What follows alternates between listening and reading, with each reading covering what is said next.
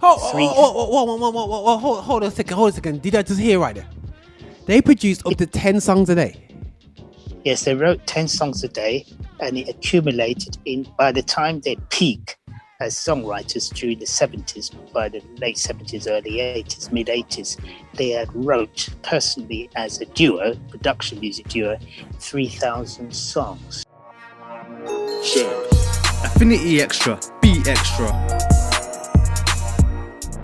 This is Roger here on Affinity Xtra. If you go thinking, guys, if you're listening, going, what is Roger doing? Roger is, after a fantastic conversation we just had with Naomi Nams earlier about church abuse, I just want to lighten things up and really have a look into history of black music, because I feel like there's, again, fundamental things that we can learn from the past that can and even that has affected all our childhood, and we never realized that the keys to success for black gospel music is there in our own history.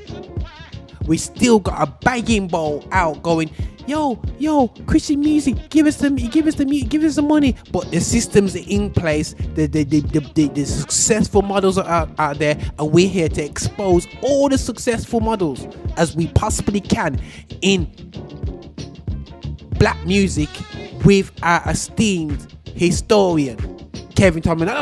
Not somebody who reads one book and telling us about the history and gone on Wikipedia.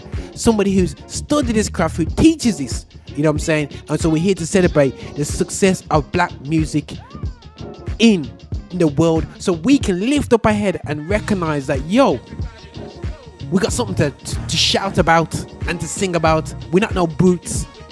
We're big people. Let me just liven up in here, so we get everything ready still. Anyway, so Roger is recording on all platforms. So we're here on the Phoenix. We're here to be extra.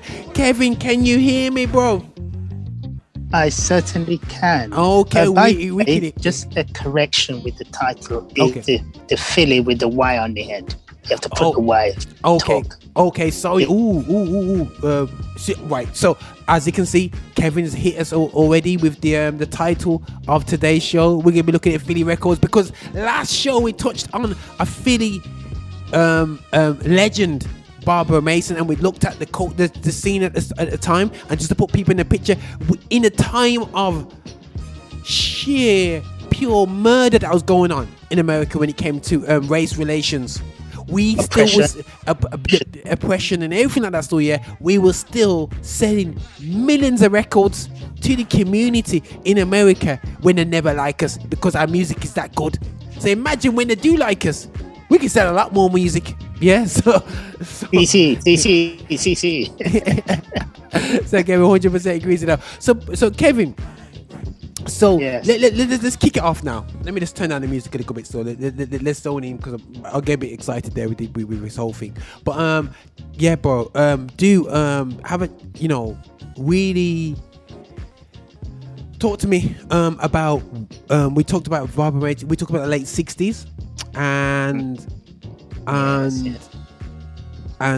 we want to look at what happened next, going into the 70s, and how did this Philly record revival kick off? Okay, one of the another key track part, we talk about Barbara Mason. Another key track was the Cowboys to Go, which I mentioned last week. Yeah, which Gamble and Huff produced on their label, Gamble label, which sold 1 million copies by the Intruders, Cowboy to Go. Okay, and that indeed beginning after they had that hit, and of course with Expressway to Your Heart in 67 as well, and 68 with Cowboys to Go. Yeah, they were attracted to other record labels, begin to become find them interesting as emerging record producers, because they could sing and they could play and they could compose. Matter of fact, they were so prolific that they used to write about 10 songs per day, 10 songs, which up till this point has mounted up to 3,000 songs that both of them wrote together. Hold on a second. Did I just hear right there? They produced up to 10 songs a day. Yes, they wrote 10 songs a day, and it accumulated by the time they peak as songwriters during the 70s. By the late 70s, early 80s, mid 80s, they had wrote personally as a duo, production music duo, 3,000 songs. So one second. I hear this thing called writer's block, bro. Oh, they might have had that. They might have had that on occasions, but they were so prolific and they were so inspired by the other people working around them, the Dexter Wanzel, the Bully Siglers, the Tom Bells, Bobby Martin and everybody, that they were just, matter of fact, they had some of the best musicians in the country. Wow. Studio musicians. I mean, these were they were amazing. Matter of fact, they had a female group, a backing group called the Sweethearts. Okay. Ingram, Carla Benson, and also Yvette Benton. They were the people, when you hear the female voices behind all those hits, it was those people. I'm just giving a prelude here. Those ladies, they worked on about 415 artists. They were responsible as backup vocalists for 60 gold records, gold album certifications, and 17 platinum album certifications. This is the old creative engine. They were called the Sweetheart of Sigma Studio. Okay, let's get started. Wow. Bro, and you ain't started yet. Bro. That's crazy. That's crazy, bro. That's crazy. Go for it. Mr. Western Union man was the next artist that Gamble and Huff worked outside of their label, Jerry Butler. They call him the Iceman Cometh, Mr. Cool, And this was a number one song for a week. And it had some of the best musicians who was involved. These musicians will become the core creative engine or the nucleus of the Philly sound, just like the Funk Brothers were for the Motown sound during they became part of the MFSB, Mother, Father, Sister, Brother. That's what the name of the band, the studio. Listen to this. You had Roland Chambers, Norman Harris on guitar, rhythm guitar. You had Ronnie Baker, I mentioned last week, on bass. Earl Young on drums, Vincent Montana and Vibraphone. You had Bobby Martin dealing with the horn strings, the horn section, and Tom Bell dealing with the strings arrangement. These are classically trained brothers, jazz classical trained, and they made up the core. They made up the core of the sound. This is just tip of the iceberg. Yeah. On many occasions when they were recording, they had about 30 members of the orchestra plus a studio band live inside the studio. So it was a live cut. I mean, it was monstrous. So they would record everything one time. Yeah, sometimes they do it one time, and sometimes they do it in sections. Of course, yeah. But these men were so highly trained; they were precision with their sound. I mean, Joe Tarzia was a recording tactician. He got it. He knew how to set up the mics on the drums and everything. So it was a science in itself. Yes, and then after he did Western Union Man, remember Cowboy to Girl and Western Union Man was a hit, a number one hit in 1968. So Gamble and Huff was beginning to roll. Wow. It would be knock.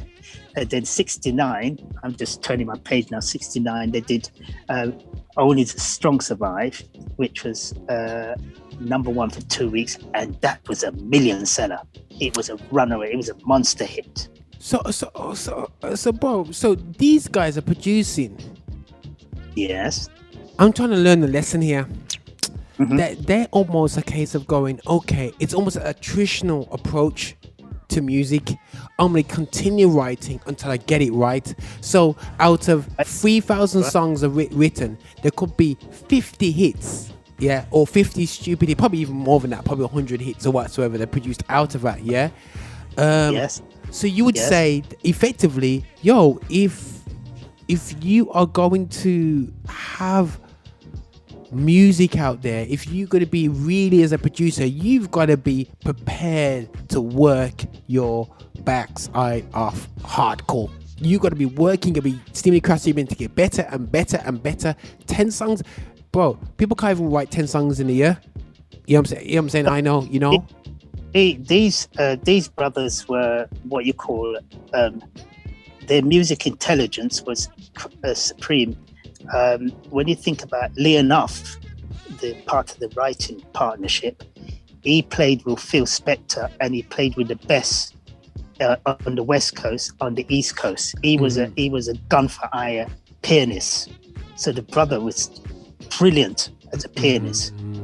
You know, when you talk the name Leonoff, he was on call all the time. He was so good.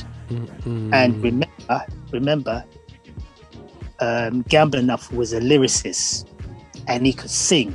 That's the combination of the both. Then on top of that, the core dealing with Bobby Martin, who was a master horn arranger and jazz trained. And then you have Tom Bell, who was classically trained, who could play several instruments as well. These guys could play several instruments. So with all that combination.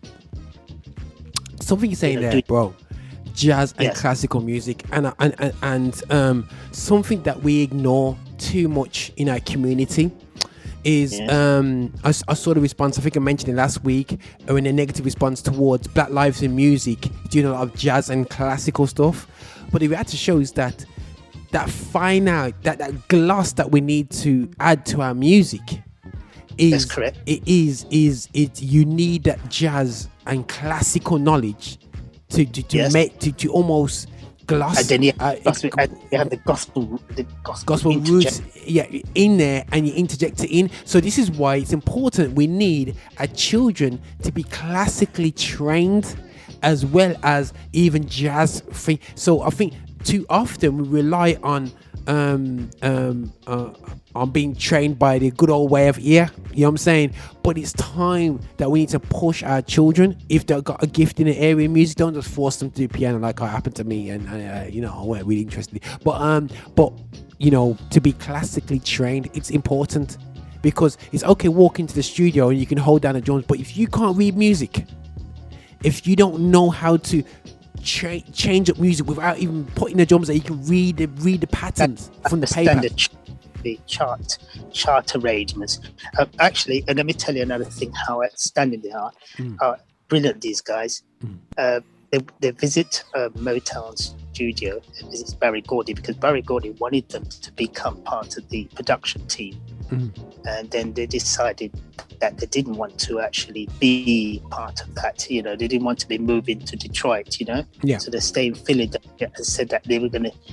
And the interesting thing about that story, Smokey Robinson whispered in Barry Gordy's ears and said, "These guys are going to be your competition. You know, watch them. They're going to." Yeah. Of course, they did during the 70s. But another interesting thing, before they got back to Philly to continue with business as usual, they wrote a song called "I'm Gonna Make You Love Me," which was a million seller and a pop number 2 for the Supremes and the Temptations. It was a monster hit. It's actually the first 2 weeks, it sold over 900,000 copies. The first 2 weeks. That's life-changing situations, bro, and the beauty of it, it's the power of writing and being part of the production and being able to produce. Yes, because you got to remember is that the Gamble and Huff were brilliant songwriters. Their songs that they wrote were timeless. You know, If You Don't Know Me By Now, you know, all that sort of stuff, which we'll talk about that later on. Wow. If you don't mean, oh my days, that if you don't know that track, you know, everyone knows that track, you know what I mean? And it really, you know, bro, looking at as a historian looking into black music history. Yes. One thing I'm kind of getting the picture of, big superstars are not sanctimonious about if they wrote the song or not, are they? They just look at the song that will work. Is that correct? Yes, I think after a while you realize that if the song is going to fit the entire composition or collection of songs and Oh, we lost Kevin for 2 seconds there. album, Okay. and we musicians, people are savvy enough to get the best people who could actually do it, right? Oh, yeah, got you there. You understand what I mean? Yeah. No, got you there. We lost you for 2 seconds there, bro. Yeah, they're interested in the best. Yeah, going back again, is that they are interested in whatever works. Now, when you think about Elvis Presley, right? Oh man, guys, we got a slight technical hitch going on. Let's hopefully we get Kevin. Can you hear me? 1 second, bro. Can you hear me? I can hear you. I think we got distracted. Somebody was trying to phone me. One of the ones. Yeah. Okay, we're back. We're back on. Let me just right. So you mentioned Elvis Presley. That's it. Elvis Presley is you saying that the songs that he put out there, he didn't write? Yeah, he recorded Only So Strong Survive by the Gamble and Huff because he liked that track. It was brilliant. He fitted into his album that featured In the Ghetto and and so forth. Suspicious Mind. That was his comeback tracks. Comeback track, and one of his comeback track was Gamble and Huff track. Only So Strong Survive. Now remember as well that we also they actually work with Dusty Springfield as well. Okay. With Brand New Me, the entire that was a brilliant album in itself. She enjoyed it. Monster album. As a matter of fact, the Brand New Me is so incredible that on several greatest hit packages is featured. And many of the greatest hits packages in the UK, there's silver certification, gold certification, etc. Right? That's to show you the power of Gamble and Huff's music. and this is straight out of Philadelphia. And Philadelphia is not the capital of the US, guys, and it's very crucial to make people realize that, we're talking about cities that weren't the economical capitals of the US. How we see New York, everything comes from New York, hip hop's from New York. We don't realize that there's cities that were outside of New York which has an instrumental part to play in black music. That's right. Matter of fact, let's go on a little bit more as we move from the 60s into the 70s. Let's come now. They had hits with Wilson Pickett called Don't Let the Green Grass Fool You, which was a million seller in 1971. It was the million seller. And Drowning in the Sea of Love with Joe Simon was also a million seller in 72, and Power of Love in 1972 as well. So these brothers were beginning to, before the Philly International Record label started, they were beginning to have smash hits after smash hits prior to the establishment of the label. Wow. Isn't that interesting? They were having smash hits already. They were setting the precedent. They were announcing to the world that here we come, ready and waiting. And this is in the late 60s going to early 70s, and like you said, they obviously invested their money to set up a Philly record company. Is that was that a correct statement? Yes, that's correct. Yes, with the Philly International Records was underwritten by Columbia Records, or which is called Sony Entertainment. Because Sony bought Columbia Records, and it was at the time Columbia Records was actually run by the legendary Clive Davis. The Clive Davis, and on top of that, while Gamble and Huff is doing that, don't forget Tom Bell is having smash hits as well with La La La I Love You with Delphonics, which was the number one. And then that hit that we talked about last week, Didn't You Blow My Mind This Time, 1970, which was a million seller, right? And the Grammy Award. So both right around that time, all the Philly guys begin to create, Tom Bell, and they established their publishing house around that time as well, Mighty 3 Publishing, just to make sure that they keep it in house, keep things going. Oh and yeah, they had it, and then they had their recording base, Sigma Sound Studio, which was their recording base. Yes. So, go on, sorry. So it's looking at a model, guys. Yeah, that I want to really pull this out about the starts of the Philly sound, where for me it seems like we having a comprehensive songwriters and producers, not just two guys by themselves, two guys and a team of elite musicians and singers coming together and literally saying to artists, "Oh, you come in, sing this song, there you are. We own the rights to the lyrics, we own the rights to the arrangements, we own the rights to everything, and all you're just doing is entertaining us." And they continually do that over a period of time, but they don't even use their own money. They get Columbia to underwrite them because they see the success and they want a piece of that success. So the smart thing was the case of, yes, we'll own the rights and the publishing rights, but at the end of the day still, we're not even going to pay for our studio space and whatever, so we're going to get them to set us up as a record company and underwrite it. That is absolutely brilliant. By the way, every single album at the time, they had $25,000 to record an album.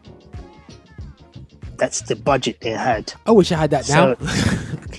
And let's think about it. The first 9 months after they signed a contract in 71 with Columbia, they did 9 million copies in singles and 2 million copies in albums. The first 9 months before the ink dry, it was phenomenal. They exploded out the front door, and on top of that, when they exploding, Tom Bell was exploding with Stylistic on one side and Detroit Spinners and all the other groups. Okay. No, and that's important for us to realize that, Yeah, and then we're just talking about tip of the iceberg. We don't get into it because when we do the next segment and start talking about hits, you had on top of that, don't forget now, you had Philly Group Record, which is another black label operating with Delphonics, and First Choice. First it's Armed and Extremely Dangerous. You remember that track? Armed and Extremely Dangerous. That's coming out. That's another female group coming out from a different, competing with the 3 Degrees at the same time. So I'm just wetting. So guys, so almost Kevin's done almost like a 2-part introduction to this thing. So we're looking at we wanna capture this. So Gamble and Huff, is that how you say it? Gamble and Huff, yes. Leon Huff and Kenneth Gamble. Kenneth Gamble, right? So these guys now, after in the Philly area, started phenomenally producing. You know what I'm saying? You know what I mean? And writing with a group of talented people. And then they almost build up a little mini empire, where they owned the rights of the writing, owned the rights to the arrangement, owned the rights of the publishing, and locked off those, and then had their own studios, Sigma Studios, where they produced their stuff. They had their studio, their own studio at Shulat building, which they bought cash. They bought it from Cameo Parkway for cash. The 3 of them, Tom Bell, Leon Huff, they went in and just buy it cash. So they own rights, no mortgage on it, just buy it all cash.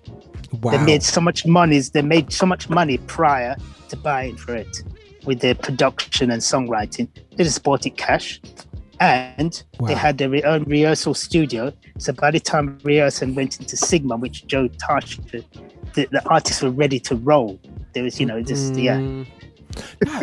Jeez, guys, you know what? This is what success looks like, and this is what, because the thing is, you buy real estate, You know what I'm saying? You know, you produce from where you own. Stop. Yeah. So as soon as you get that hit, guys, stop looking at running around, still paying for studio costs. Develop your own system. You know what I mean? And Kev, like, to be honest, that's what I struggled with within the gospel music industry. The amount of successes that we've had, but we have nothing to show physically. We haven't won nothing. By the way, Solo Records with Shalimar and Whisper came up. They had Dick Griffin had his own studio for them, as well. Solo Records. I mean, there's so many black production teams that have their own. Teddy Riley had his own recording studio. A lot of them. Jimmy Jam and Terry Lewis had their own recording studio. That's important, bro. Look. The pattern is there if you want to. And then when they want to get something a little bit sophisticated, then they go to a particular studio that is known to get it. But however, they had a full-time sound engineer. I mean, the best of the best. That's interesting, man. That's very interesting. That's a very interesting perspective, bro. And again, bro, like I do appreciate this, because for me, I am forever, guys. We're gonna celebrate wisdom, and I think sometimes what we see today, Kevin, we see a lot of almost musical slaves. You know what I mean, out there, but we don't see musical entrepreneurs. Yeah, and I think that the entrepreneurship of musicality has almost been dumbed down because of the Simon Cowells of the world kind of sticking their nose in and trying to lock off the whole situation. But I think it's important that we capture our sound and understand, and we got an opportunity here to look at these success stories and start to go, how can we own this? You know what I mean? How can we start to have specialists in this area and everybody understand that you have your part to play in this? It's not just that. You know what I mean? It's this. You know what I mean? Everyone focuses on booking gigs. Gigs is just that. You know what I'm saying? It's getting the hits, bro. Yeah. The thing about it is that I've been talking to my friend, and he said the one thing that I encourage him to do is get his signature sound in terms of production, because getting your signature sound in terms of production separates you. Wow. You come out of the pack, you see. Yeah. Because you no longer you're looking at creating a craft. By the way, we need to check what time it is now. So we got a couple minutes, bro. We got a couple minutes. Go on, carry. Yeah. Because the library closes at 5, you see. Yeah, no worries. I close at 5 as well. Go for it. Yeah. So the thing about it, which is very vital with these recording models, that all of these particular music house or record labels, the all platinum, the Norman Whitfield records, they all had their studio, and sometimes they might go out sometime to do certain things with certain people, mix it. But however, they had their in-house people and studio band, which were constantly pushing the envelope, constantly raising sonic standard. That's why by the time, when you think about when during the mid-60s or a little earlier, because Gamble and Huff really started writing as a songwriting team in 1963, So by the time they reached the 70s, they were well in tuned. They were well synchronized. Set. Yes, they were synchronized, and the people who they worked with, the studio band, was well synchronized themselves. They knew each other. They had that telepathic arrangement with the spirit, and they could find the grooves. And they were technically brilliant. And so, whoa, that's good. A lot to learn. History, the rest is history. No. The lush strings, the pumping bass, the hi-hat, rhythm beats, bass, which they said that was the prototype for the disco. Maybe so, whatever, but these brothers, they could do a good ballad, they could do a good mid-tempo, and they could do a dance track with sophistication. Come on now. And we have to salute these guys, bro, because that is a model that I'm looking at. I'm going, I'll speak to the CEO GMIA and then speak to Audrey. So Audrey, look, listen to this video, because there's even a big. It just shows that we've been so far off. It's unreal, and it's about now of this ownership, bro, and learning these models. So anyone who's listening in, whatever you are, understand, still, we can do this in black music. It's been done before, and we can. And people might say, Roger, you bias the world back. Why are you always talking about black music? The reason why I'm talking about black music is because I've been told over the years that it's not popular enough. No one want to know it, But I want to be here and go through this series with Kevin and actually show you that people love it. People love our music, love our food, love everything to do with us. They love how we dance. We love how we talk. You know what I'm saying? So we're here to now stop being brutalized and savage ourselves, or whatever new word there still, and make us feel like we below. And that's it. But now Kevin has to go now, because I'm at the end of my show. He's getting kicked out of a library, and this is how we do. And Affinity Extra, we be extra. Listen, bro. Thanks for coming in, and thanks for feeding that out. We're gonna get the right title for this, and thanks again for that info, brother. No problem. We'll catch up again. No worries, man. Take care, brother. Bless you. Yeah, bless. Bless.